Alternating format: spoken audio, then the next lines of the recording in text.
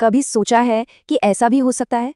कोई कंपनी अपनी बिक्री तो 60% बढ़ा ले, लेकिन उसका मुनाफा पूरी तरह से गायब हो जाए? जी हाँ, यही वो रहस्य है जिसकी पड़ताल हम आज एफसीएस सॉफ्टवेयर सॉल्यूशंस के इस विश्लेषण में करने वाले हैं। तो चलिए इस गायब होते मुनाफे की कहानी को समझते हैं। तो चलिए सीधे इन चौंकाने वाले नंबर्स पर आते हैं। एक तरफ देखिए, कंपनी का रेवेन्यू 60% से भी ज्यादा बढ़ गया है, जो सुनने में तो किसी भी कंपनी के लिए एक शानदार खबर लगती है। लेकिन दूसरी तरफ नजर डालिए, नेट प्रॉफिट मतलब असली मुनाफा 256% गिर गया है।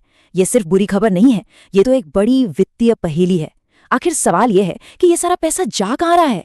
ठीक है, तो इस वित्तीय रहस्य को सुलझाने के लिए हम अपनी जांच को इन 5 हिस्सों में देखेंगे।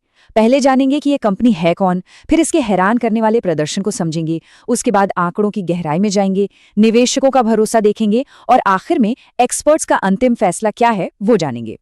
तो जैसा किसी भी अच्छी जासूसी कहानी में होता है, सबसे पहले अपने किरदार को समझना जरूरी है। तो आखिर ये एफसीएस सॉफ्टवेयर है कौन? तो एफसीएस सॉफ्टवेयर ये आईटी सेक्टर की एक माइक्रोकैप कंपनी है।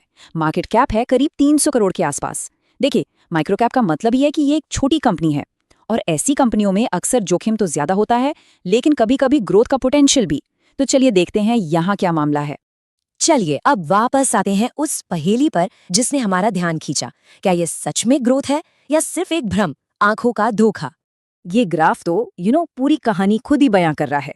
एक तरफ रेवेन्यू ग्रोथ का हरा बार है जो रॉकेट की तरह ऊपर जा रहा है, और दूसरी तरफ मुनाफे का लाल बार है जो सीधे नीचे गिर रहा है। ये एक ऐसी तस्वीर है जो किसी भी इन्वेस्टर को परेशान कर देगी। और जैसा कि ये विश्लेषण कहता है, ये जो रेवेन्यू ग्रोथ है ना, ये पूरी तरह से खोखली है। इसका मतलब ये कि कंपनी ज्यादा सामान तो बेच रही है, लेकिन शायद उसे बनाने या बेचने का खर्च इतना ज्यादा है कि हर बिक्री के साथ वो पैसा कमा नहीं रही बल्कि गंवा रही है। ठीक है, तो अब समय है इस कंपनी की फाइनेंशियल हेल्थ का एक एक्स-रे करने का। चलिए आंकड़ों के पर्दे के पीछे झांकते हैं और देखते हैं कि असल में क्या चल रहा है। हमारा पहला सुराग इस सवाल में छिपा है, कंपनी अपने पैसे का इस्तेमाल कितनी समझदारी से कर रही है। आसान शब्दों में कहें तो जो पैसा लगाया गया है, क्या उस पर कुछ कमा भी पा रही है या नहीं? और इसका जवाब काफी चिंताजनक है। कंपनी का रिटर्न ऑन इक्विटी यानी आरओई सिर्फ 0.63% है। सिर्फ। इसका मतलब यह है कि अगर इस कंपनी में 100 रुपए लगाए गए तो वो उस पर साल में सिर्फ 63 पैसे कमा रही है। ये किसी भी इन्वेस्टर के लिए एक बहुत बहुत बड़ा रेड फ्लैग है। और कहानी यहीं नहीं रुकती, ये और भी बुरी हो जाती है। रिटर्न ऑन कैपिटल एम्प्लॉयड यानी आरओसी तो और भी कम है, सिर्फ 0.43%। ये नंबर आरओई से भी ज्यादा महत्वपूर्ण है, क्योंकि ये दिखाता है कि कंपनी न सिर्फ शेयर होल्डर्स के पैसे बल्कि अपने कर्ज को मिलाकर भी मुनाफा बनाने में पूरी तरह नाकाम है। तो क्या ये पूरे आईटी सेक्टर की ही समस्या है? इस टेबल में देखकर तो लगता है बिल्कुल नहीं। जहां 3i इन्फोटेक जैसी कंपनी 55% का आरओई दे रही है, वहीं एफसीएस का आरओई 1% भी नहीं है।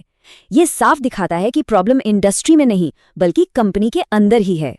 और ये कोई एक तिमाही की बात नहीं है। ये टाइमलाइन देखिए, ये दिखाती है कि कैसे कंपनी के ऑपरेटिंग प्रॉफिट मार्जिन में भारी गिरावट आई है। जून 2024 में 18% से ज्यादा के एक हेल्दी मार्जिन से गिरकर दिसंबर 2025 तक ये नेगेटिव हो गया है। ये तो एक फ्री फॉल जैसा है। हमारी जांच का अगला हिस्सा हमें ये देखने के लिए कहता है कि आखिर इस कंपनी में निवेश कौन कर रहा है, क्योंकि कभी-कभी शेयर होल्डर लिस्ट कंपनी के बारे में बहुत कुछ बता देती है। और ये चार्ट कहानी को बिल्कुल साफ कर देता है। कंपनी का 80% हिस्सा आम रिटेल इन्वेस्टर्स के पास है और करीब 20% प्रोमोटर्स के पास। लेकिन गौर करने वाली बात क्या है, वो ये है कि बड़ी प्रोफेशनल निवेशक जैसे म्यूचुअल फंड और बीमा कंपनियां इस स्टॉक से पूरी तरह दूर हैं। उनकी हिस्सेदारी लगभग 0 है। तो सबसे जरूरी बात यह है कि जब बड़े और जानकार निवेशक, जिन्हें स्मार्ट मनी भी कहते हैं, किसी कंपनी से दूर रहते हैं, तो ये एक बहुत बड़ा वार्निंग साइन होता है। ये दिखाता है कि उन्हें कंपनी की क्वालिटी और उसके भविष्य पर कोई भरोसा नहीं है। और इस सब के बावजूद जरा स्टॉक का वैल्यूएशन देखिए। इसका पीई अनुपात लगभग 659 है, जबकि इंडस्ट्री का औसत सिर्फ 25 के आसपास है। इसका मतलब ये हुआ कि लोग इस कंपनी की कमाई के हर 1 रुपए के लिए 659 रुपए देने को तैयार हैं, जबकि दूसरी कंपनियों के लिए वो सिर्फ 25 रुपए दे रहे हैं। ये एक बहुत बहुत बड़ी गड़बड़ लगती है।